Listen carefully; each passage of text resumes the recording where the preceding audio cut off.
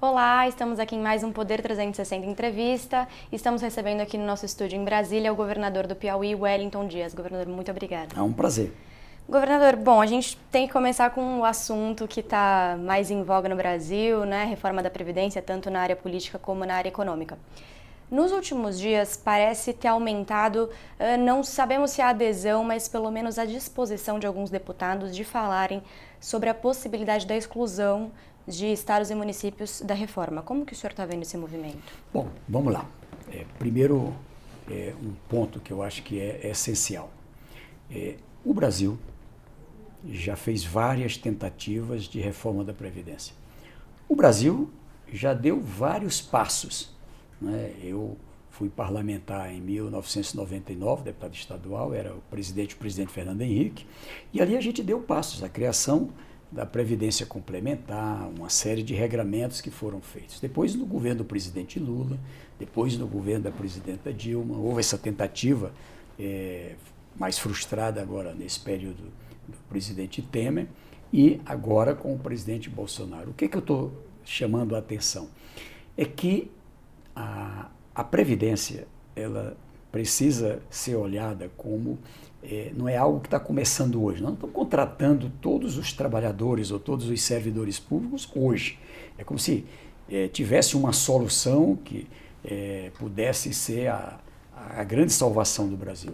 Olhando as contas brasileiras, tem um tema muito, muito importante que ninguém está tratando, que é o peso dos juros altos nas contas públicas. O meu estado, o Piauí, paga 14%, 16% ao ano, tá certo? De juro, e assim todos os estados brasileiros. E assim as empresas, e assim as indústrias, e assim as pessoas físicas que pagam até 400% de cartão de crédito, para citar um exemplo. Então, veja, eu estou dizendo isso para mostrar que é incrível como se quer esquecer das contas públicas essa parte do endividamento.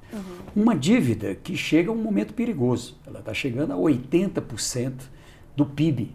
No Piauí, a nossa dívida é 7% do PIB.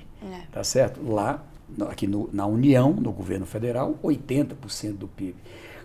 E consome algo como 500 bilhões de reais.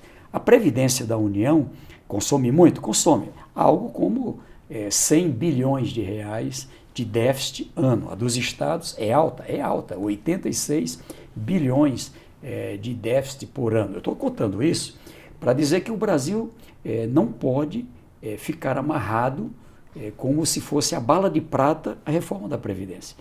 Eu defendo, juntamente com meus colegas governadores, a necessidade de que haja equilíbrio atuarial na Previdência. Ou seja, quem é trabalhador do setor privado ou do setor público ter a segurança que, já sendo aposentado ou pensionista, vai receber.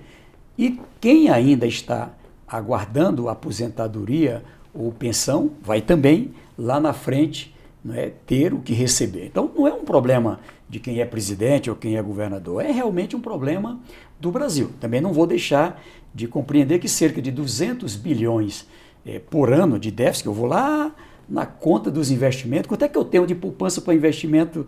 Eu tenho, 200 bilhões. Então eu pego esse dinheiro e trago aqui para não atrasar a folha de aposentado e pensionista. Claro que tem que dar solução a um problema desse. Qual é o problema? É que precisa tratar de forma correta. Aí onde tem a divergência de alguns governadores do meu campo político com a proposta que veio para o Congresso. É que nós entendemos que eu tenho que cuidar ao mesmo tempo de uma solução para o acumulado do passado, ou seja, ao longo do tempo teve desequilíbrio e esse déficit chegou a esse patamar de quase 200 bilhões, União e Estados. Do outro lado, medidas para resolver o futuro. Se não, qualquer medida que eu tomar aqui, aumentou a alíquota, aumentou a idade, aumentou o tempo de contribuição, isso aqui é um esforço que é comido pelo que aconteceu, pelo déficit do passado. Então, em razão disso, nós entendemos que é necessário formar um fundo para equilíbrio atuarial E aí, como eu estou dizendo, não resolve só com contribuição laboral e contribuição patronal. O que o mundo e até previdências do setor privado, como a FUNCEF, Previ, várias já fizeram. Você tem que ter uma receita extra, tá certo? Isso aqui é que ninguém quer discutir. O que eu defendo? Sei da dificuldade da União e sei da dificuldade do Estado.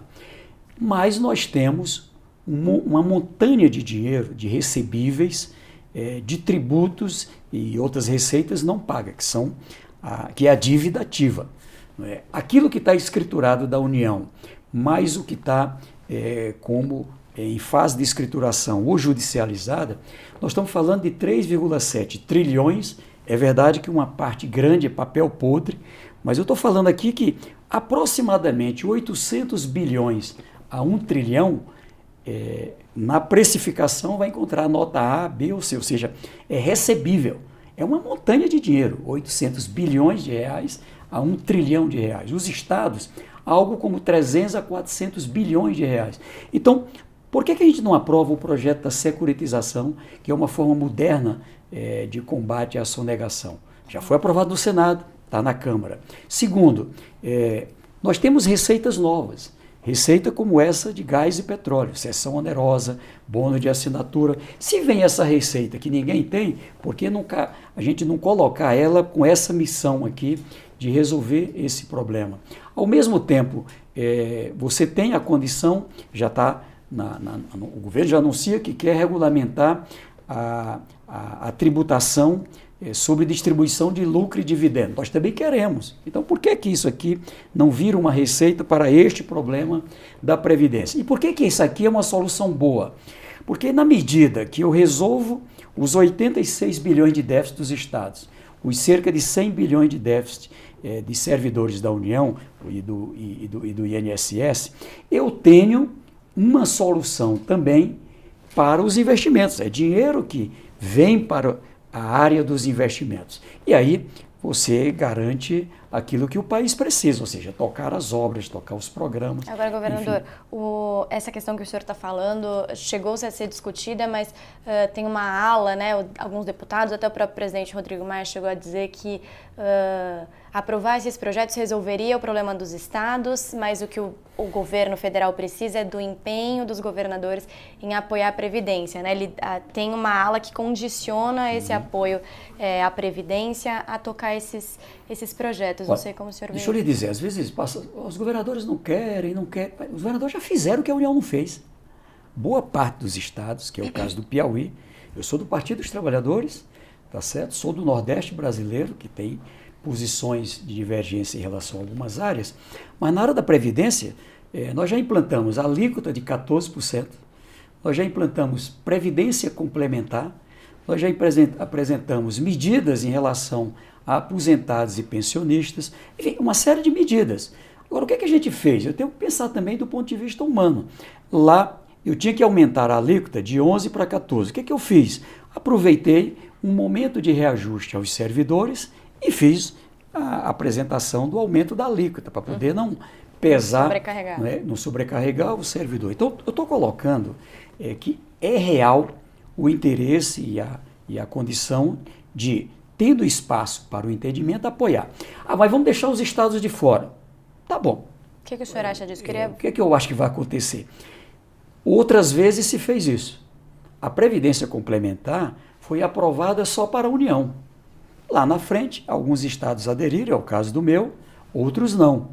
Quem não aderiu continua com problema, maior ainda. E assim, outras mudanças foram feitas. O que é que eu avalio? Quem apresenta a proposta de tirar os estados, faça uma pergunta. Com isso, você garante que tem os 308 votos? Bom, eu desconfio que não. O que eu ouço lá dentro do parlamento é gente que diz que só tem 110 votos, que tem 250 votos, que tem 270, ou seja, o mais otimista acha que tem 270. Será que os governadores, a partir de um entendimento, não tem 3 votos aqui, 2 acolá, 4 acolá, para poder complementar? Eu entendo que sim. Então, eu estou aqui lhe dizendo que a pior reforma é aquela que não é aprovada. tá certo? Então, se eu quero 100, mas e que tal se a gente encontrar? Eu quero o equilíbrio da Previdência, esse é o objetivo. Só tem uma fórmula? Não. Eu estou citando aqui alguns pontos que ninguém está querendo tratar, tá certo? E do outro lado, é preciso que a gente tenha entendimento, como já começa a ter. Vamos tirar os rurais, já tem entendimento. Vamos tirar as pessoas com deficiências, o BPC. Vamos trabalhar para não ser obrigatório o regime de capitalização. E que tal se a gente garantir as condições, não é, de, junto com esse entendimento, também ter um fundo de equilíbrio na Previdência. Por quê? Porque esse item é o que mexe diretamente com os estados e, na minha opinião, com a própria União e com o Brasil. Porque é ele que nos dá o espaço para hoje fazer investimento. Se a gente aprova a reforma do jeito que ela veio, e aí eu acho que todo mundo tem que fazer conta, porque nas contas que eu faço, não bate o tal 1 trilhão que estão pregando aí, tá certo? Como é que eu vou melhorar a Previdência se eu estou reduzindo a alíquota, se eu estou tirando patrão de contribuição? Tem uma coisa esquisita nisso aqui. Então, o melhor caminho é entendimento, tá certo? Então, o que tem? Tirar os estados. Olha, para mim é muito cômodo, tá certo? Eu cruzo os braços, vou esperar o que vai acontecer no Congresso. Daquilo que for aprovado, eu vou discutir com a Assembleia do Piauí aquilo que é importante para o meu estado. Eu ia perguntar para o senhor exatamente isso, né? A gente tem, cada estado tem a sua realidade, né? Mas na prática, né? A gente fica falando muito em número, eu não sei se o senhor consegue colocar na prática o que o senhor acha que aconteceria, né? O senhor falou, cada governador vai ter que debater com a sua Assembleia. Muitos governadores acham que isso seria mais difícil, demoraria. Qual que é a realidade para o cidadão local se o estado não tiver a reforma aprovada aqui na Câmara Federal? É essa que você acabou de dizer. E qual é o lado bom? Esse é um pensamento do Rodrigo Maia, como presidente da Câmara, tenho dialogado com ele bastante, ele tem se mostrado muito interessado nesse entendimento, o Davi Alcolumbre também, e assim os líderes dos diferentes partidos. O Partido dos Trabalhadores vai ser contra. Bom, contra o que está aí, ó. Mas se for para a gente tratar, e olha, o pensamento do governo é esse, a proposta é essa, né? A proposta do outro campo político é essa, a proposta do meu campo político é essa, ou seja, e aqui ter um entendimento. Qual é o objetivo? Uma proposta que dê equilíbrio, não é, para o hoje e para o amanhã, tá certo? Então, o que eu estou lhe dizendo é que tirar os estados não resolve o problema do Brasil. Tirar os estados significa 12 estados que hoje já estão muito desequilibrados, estão precisando de socorro da União. Nós podemos chegar a pelo menos 19 estados nas contas que eu faço até 2022. Naquela situação mais dramática de não ter como pagar salário, de assim, ter um impacto muito grande no dia a dia de todo mundo. Né? Exatamente. Atrasou os salários. Falou, atrasou os salários, parece uma coisa do governador. Eu estou falando de não ter segurança no Rio de Janeiro. Aí o que é que o governo faz? Tem que mandar segurança federal. Quem está pagando essa conta? A União. Teve um desmantelamento na área da saúde, tem que mandar socorro.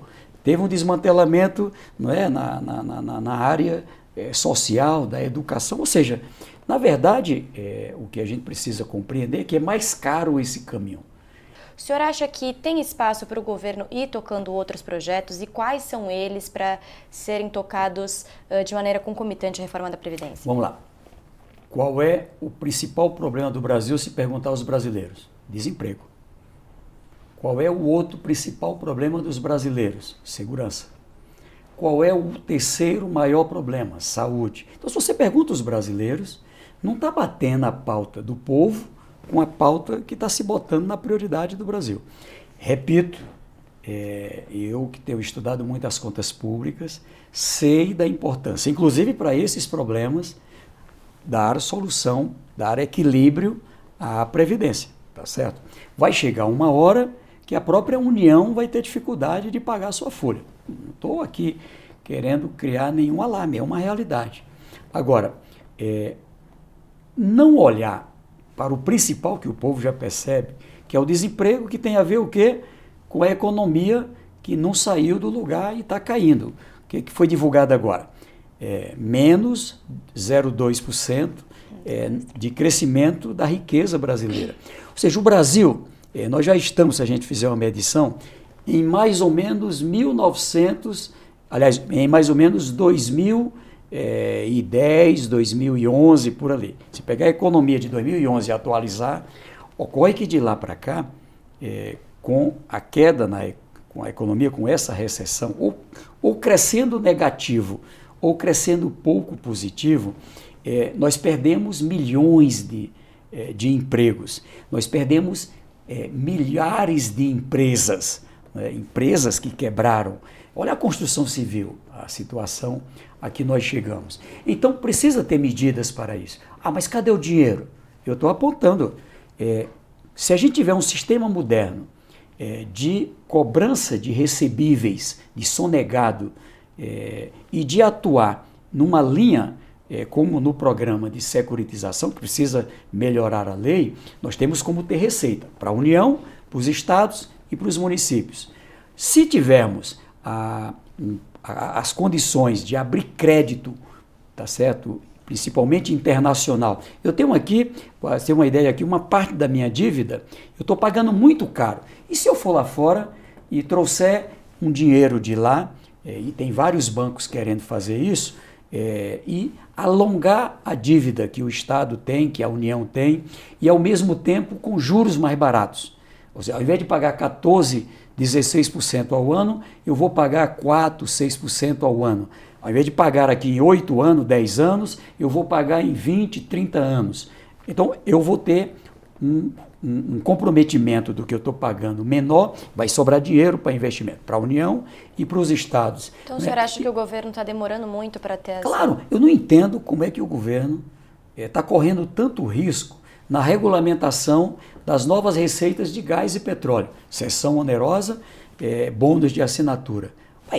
Vai correr o risco de abrir o leilão sem autorização do Congresso? Isso vai judicializar, não vai ter o leilão, tá certo? Sem distribuir para estados e municípios. Por que o senhor acha que isso acontece? É por causa do que a gente falou anteriormente, de ter esse pedido por um engajamento maior dos governadores na pauta principal do governo? Ou aqui que o senhor acredita ter esse foco total na Previdência e não avançar nesses outros projetos que os governadores estão pedindo? Sinceramente, não dá para entender, porque eu acho que ninguém mais do que eu, como governador, tem um interesse em ter alternativa de investimento para o meu povo, para o meu estado. Acredito que quem é governo federal também deve ter esse mesmo sentimento. Então, o que eu estou lhe dizendo, Paloma, é que tem dinheiro, sim, do bônus de assinatura só do primeiro leilão, a estimativa é de 110 bilhões de dinheiro novo. Não é? É a luva que se paga quando celebra o contrato para explorar essas novas áreas. O óleo excedente, independente de royalties, essas coisas lá, tem um dinheiro novo de mais ou menos 20 bilhões no primeiro momento e vai crescer até uns 40 bilhões por ano. Então, se eu posso ter aqui mais algo como 160 bilhões de recebimento nessa forma moderna de cobrança do sonegado, se eu tenho como ter 100 bilhões de bônus de assinatura, ter 20 a 40 bilhões da cessão onerosa. Então, estou falando de coisa concreta, não é? De se permitir colocar toda essa carteira de obras, que no Brasil inteiro está parado, estima-se em 23 mil obras. Ferrovia Transnordestina, aeroporto de Bom Jesus no Piauí, um monte de rodovia, de sistemas de água, isso no Brasil inteiro. Agora, na hora que eu colocar dinheiro para fazer essas obras, eu estou aquecendo a economia. Gera emprego na construção civil, que aquece as indústrias, que muda toda uma rotina. Então, o que eu estou lhe dizendo aqui independente de quem é governo e quem é oposição, temos que pensar no Brasil. E ao pensar no Brasil, temos que olhar para os problemas do Brasil. Eu estou defendendo para a segurança, por exemplo, a regulamentação de jogos pela internet. Os brasileiros estão jogando pela internet, no celular, pagando apenas o IOF. E se tiver uma tributação como fizeram todos os outros países no porte do Brasil? Então vou ter uma receita aqui estimada em 14, 16 bilhões por ano para a segurança, é o que eu estou defendendo. Então tem alternativas sem precisar onerar a indústria, o comércio, a produção, que é o que se precisa preservar. Governador, o senhor é muito visto como uma ponte ali entre o governo, os governadores de oposição, o senhor tem vindo muito a Brasília para conversar com os ministros. Como que tem sido esse diálogo? O senhor tem apontado essas necessidades? Qual que é a resposta que o governo dá para o senhor? Então, no começo, né, eu te confesso, a gente vem de uma esperança, não é, de que esse diálogo que se abriu com o ministro Paulo Guedes, com o presidente da República, com as diferentes áreas. Vou citar aqui um lado bom aqui para você compreender que está dando um resultado e vai ser bom para o Brasil. O Almirante Bento, é do Ministério das Minas e Energia. Ele agora abriu para que a gente tenha um cronograma para geração de energia até 2021. Ora, as empresas vão se programar. Eu estive agora no evento comandado pela Elbia, lá da Biólica, e assim o da AB Solar. Isso vai significar a geração de mais 40, 50 gigas de energia, gerando emprego, gerando renda no Brasil inteiro. E com dinheiro do setor privado. Quem vai trabalhar isso? É o Estado. Quem vai trabalhar isso? É a União. Quem vai trabalhar isso? É o município. Ou seja, junto com o setor privado. E se a gente tiver a definição, por exemplo, nas modelagens de parceria público-privado. O meu estado, por exemplo, a União já trabalha junto com Piauí, Ceará, Pernambuco, a Transnordestina. Retomar uma obra como essa, no meu estado são 4 mil empregos gerados, são milhões que circulam na economia. Então, como não priorizar para dar solução? Agora está no segundo bloco o aeroporto de Teresina. E quem é que vai tocar o de Parnaíba? O Estado pode tocar, o de São Raimundo Nonato, e assim outras oportunidades. Tenta imaginar um catálogo de oportunidades do Piauí e de cada estado, e a gente poder ir na América do Norte, na Europa, na China, no mundo árabe, não é? E dentro do próprio Brasil, de modo integrado com atração de investimentos, não é? Com um acerto de quem financia o quê, quem que cuida de licenciamento, quem que cuida de regularização fundiária. Então, eu estou lhe dizendo, né, que eu fico, confesso a você assim, meio que reduzindo a animação, eu sou um dos mais animados que tem, porque isso aqui... Mas a bancada estaria disposta a contribuir com uma proposta que não tivesse esses elementos? A questão da capitalização também que o senhor Então, chamou. o que a nossa bancada coloca bem clarinho? Primeiro, a Previdência não pode ser a pauta única. 2, nós temos que tirar os pobres de pagar a conta, porque não tem sentido colocar isso. Terceiro, tem divergência em relação a essa obrigatoriedade da capitalização. Por quê? Porque simplesmente não tem sentido. Eu tenho um modelo em que eu tenho uma perspectiva de alcançar um salário que eu ganho hoje na minha aposentadoria, tá certo? Bom, eu tenho uma regra com o benefício, com regra definida para alcançar aquele benefício. Por que agora eu vou ficar num outro modelo, que eu olho o que acontece no Chile, não sei aonde, ele não deu certo? Por que eu vou trazer do Brasil exatamente o modelo que não deu certo? Bom, não tem sentido. Então, não se trata de oposição pela oposição. Se trata de pensar no Brasil, que é a nossa bancada, e aí não é só o meu partido, é PT, PSB, PCdoB, e não é só daqui, tem gente do MDB, tem gente de várias forças políticas, de que é da base do governo e que tem o mesmo pensamento nosso. Então, tanto que não sinaliza que tem essa maioria, não é que muitos estão dizendo. Governador, em relação às bancadas, o anúncio do contingenciamento foi uma inflexão muito grande lá, né? A oposição veio muito forte, o Congresso inteiro chamou o ministro, trouxe muito essa questão. Eu queria trazer essa questão do contingenciamento também. A da educação foi o principal tema, mas outras áreas são contingenciadas, né? O que está afetando na realidade do Estado esse nível de contingenciamento? Muito, tá certo. Veja só, o contingenciamento, de novo, ele foi nos pobres, tá certo? Cadê o programa da agricultura familiar? Cortado.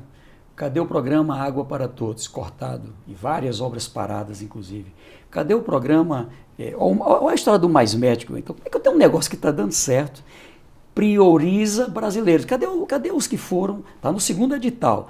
Vão ficar municípios de novo, sem ter ninguém querendo ir para lá. E aí, o que é que vai fazer? Nós vamos piorar indicadores, já reduziu as conquistas que tivemos, piorando a renda, aumentando a pobreza. A gente dá uma olhada, a gente anda nos estados brasileiros, é mais gente debaixo de ponte, é mais gente na rua, ou seja, é isso aqui, eu estou falando de um mundo real. E o governo tem dito que o contingenciamento depende também da reforma da Previdência. Se ele se estender por mais tempo, governador, o que o senhor está imaginando? Como os estados vão lidar com... O que vai acontecer? A União vai fazer o que já está fazendo, está pedindo autorização para captar mais dinheiro com emissão de título, ou seja, aumentando o endividamento, que vai aumentar o juro, tá certo? Porque está aumentando o risco, para poder fechar as contas. Eu brinco muito assim, ó, quem é presidente, prefeito, governador, você não é líder apenas do seu partido, nem mesmo do seu campo político. É claro que você tem o seu pensamento, tem as suas ideias a colocar em prática, mas você passa a tratar do todo.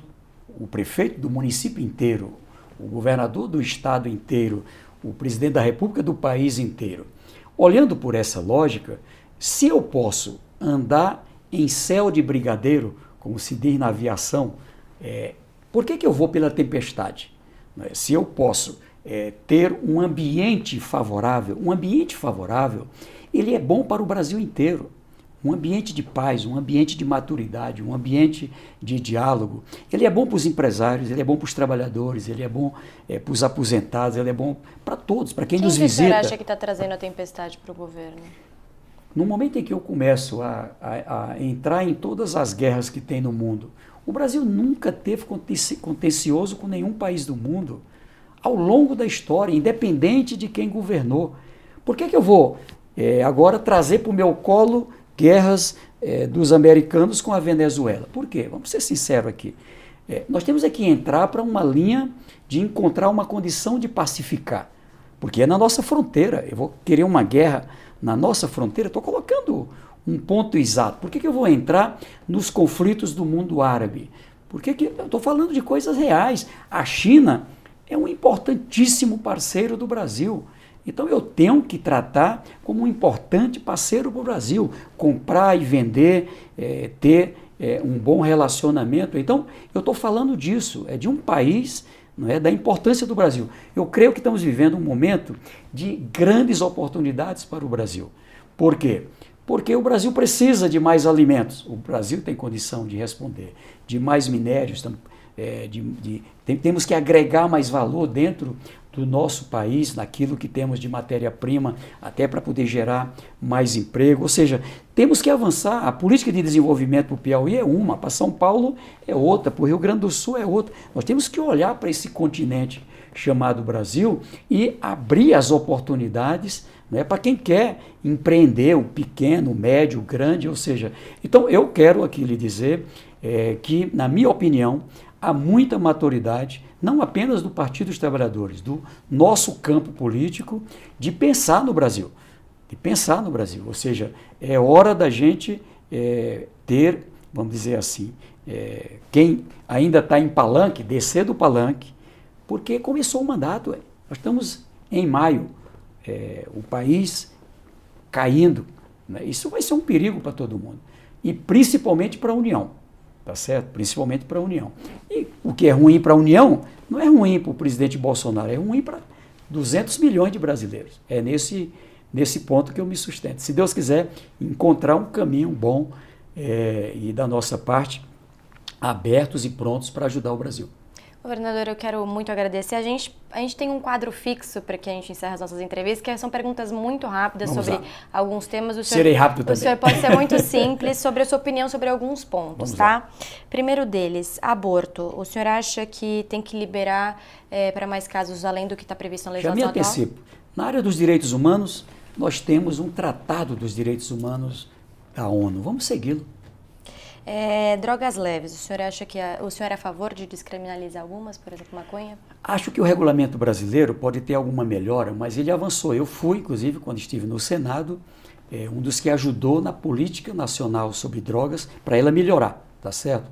Então, não tem sentido alguém que é dependente de chocolate, alguém que é dependente de açúcar, alguém que é dependente do sal, alguém que é dependente da maconha, assim como é de um outro cigarro, ser tratado. Isso aqui é uma doença, ser tratado como um criminoso. Então, tem que fazer o tratamento. Se cometeu o crime, matou, fez, não tem que ter proteção aqui, é a lei criminal. Mas eu tenho que tratar. O Piauí tem uma das maiores redes no Brasil de tratamento de dependentes químicos. E isso nos coloca como o estado com menos homicídio no Nordeste e a quinta melhor posição no Brasil. Então, uma política humana, tratar o ser humano. Aliás, eu fico às vezes horrorizado quando eu vejo, pelo amor de Deus, do ponto de vista humano, gente, homens, mulheres, independente da sua situação, tem que ser cuidado como ser humano. Autonomia do Banco Central. Autonomia em relação a quê? Tá certo? Eu quero que o Banco Central se submeta aos interesses estratégicos do Brasil.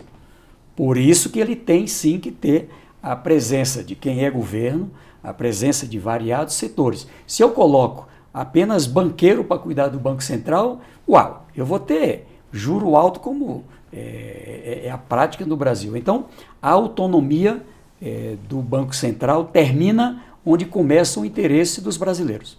A flexibilização do porte de armas, a favor ou contra? Eu quero apagar um incêndio. Eu consigo apagar o incêndio jogando gasolina ou querosene? Quanto mais armas, mais crime, ainda mais na cultura brasileira. Então, nós nos posicionamos, governadores de 14 estados, não é? E muitos não assinaram, até porque foi rápido ali. Por quê? Porque entendemos que está correto o que saiu do plebiscito, e acho que por isso que é inconstitucional decreto, qualquer forma de regulamentação. As pessoas que são treinadas para o uso da arma, como policiais civis, militares, enfim, isso aqui é uma coisa. Outra coisa é qualquer cidadão brasileiro, 5.000 armas por indivíduo, fuzil. Eu estou querendo o quê? Legalizar as milícias, legalizar os que já estão ilegalmente armados. Então eu quero defender. Lá no meu estado, a gente tem uma política de pagar por cada arma que a gente tira de circulação, especialmente dos bandidos. E vamos seguir com essa política, porque é isso que nos trouxe. Ainda está alto o nível de violência lá. Eu quero melhorar. Se jogar mais arma lá, vai piorar. Governador, escola sem partido. A escola, a universidade, é um lugar da democracia. As pessoas, na casa onde vive, elas ali têm as suas posições. Às vezes posição nenhuma, às vezes a posição pelo partido A, B ou C, aliás, é só o que tem no Brasil. Então é falso essa história, porque a escola sem partido já é uma ideologia, na minha opinião. Na verdade, eu quero que, assim como mesmo sendo de uma geração, de uma ditadura militar, a gente tinha a oportunidade de entender o que são os partidos, como é que eles funcionam, qual é o papel que tem de quem é eleito, etc. Me trouxe a um nível de consciência, e eu sou grato, não é, à minha geração e a Deus por isso. Eu quero para as novas gerações. Então eu defendo, não é, que a gente tenha, não é impor ao outro a partir da escola, mas ter a liberdade de tratar de todos os temas, não apenas de partido, tratar de meio ambiente, tratar de segurança, tratar de trânsito, tratar da economia, enfim. E tudo isso aqui é política, tá certo? Penúltimo, governador, criminalização da homofobia. Na verdade, a legislação brasileira, ela só precisa ser praticada, tá certo? Pode ter uma ou outra coisa. Não é razoável, de novo, do ponto de vista humano, você discriminar um ser humano por conta da sua cor, da sua classe social, da sua situação em relação nas questões sexuais. Ou seja, eu entendo que, de novo, numa política de paz, numa política de harmonia, numa política de cuidar um do outro, eu acho que há necessidade de se ter um regramento que nem precisa de punição, precisa de educação, precisa e aqui eu vejo assim, é um ponto importante, a família, não é? A escola, esse respeito à diferença, não é? E tudo isso é fundamental para um país, isso é parte do desenvolvimento. Imunidade tributária para igrejas? Na verdade já há. Tá, o senhor é a favor ou é contra? Não, eu defendo que não se tenha a tributação em relação às igrejas. É uma atividade que, em tese, não tem por objetivo a lucratividade. Aí, independente da denominação religiosa, se é católico, se é evangélico, se é de outra denominação, o fato é que o que a gente tem que separar é o enriquecimento de pessoas da igreja, pessoa física ou outras pessoas jurídicas que estão integradas com a igreja. Para quê? Para evitar crime de lavagem de dinheiro, crimes de diversos, não criar uma desigualdade. Mas aquilo que é a receita própria da igreja, aquilo que é a aplicação dessa receita, na minha opinião, deve ter isenção. Governador, muito obrigada por ter dado essa entrevista. Eu que agradeço.